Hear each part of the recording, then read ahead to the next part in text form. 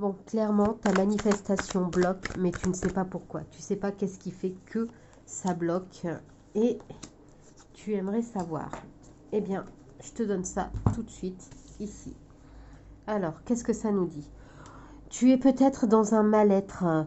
Tu manifestes, mais tu manifestes peut-être sans conviction et aussi c'est plus un plaisir, c'est une corvée parce que tu te rends compte que ton désir n'est toujours pas là, ta manifestation n'est toujours pas là et ça te frustre clairement et du coup au lieu de manifester eh bien avec plaisir, tu t'es enfermé dans un mal-être.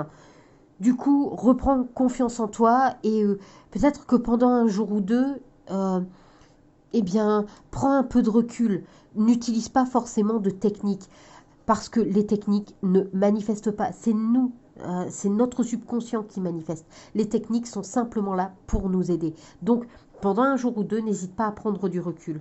Parce que du coup, ça fait que tu t'es enfermé dans ton mental. Et en t'enfermant dans ton mental, eh bien, clairement, tu t'auto-sabotes parce que en t'enfermant dans ton mental, tu veux tout contrôler. Et en voulant tout contrôler, eh bien, on ne lâche plus prise. Et quand on ne lâche plus prise, eh bien, on se soucie du quand, du comment, du où va arriver notre manifestation. Hein. C'est le quand, le comment, hein, surtout le plus important. Et du coup, ben voilà, la manifestation, elle bloque. Parce que nous, on n'a pas à se soucier de savoir comment cette manifestation arrive. La seule chose qu'on doit faire, c'est simplement la vouloir. Non, même pas. On ne la veut pas.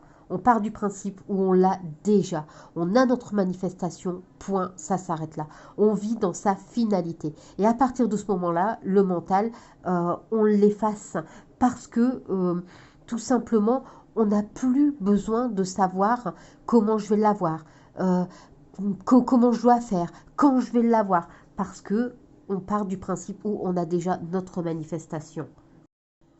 Alors, on peut voir aussi les relations toxiques. Hein.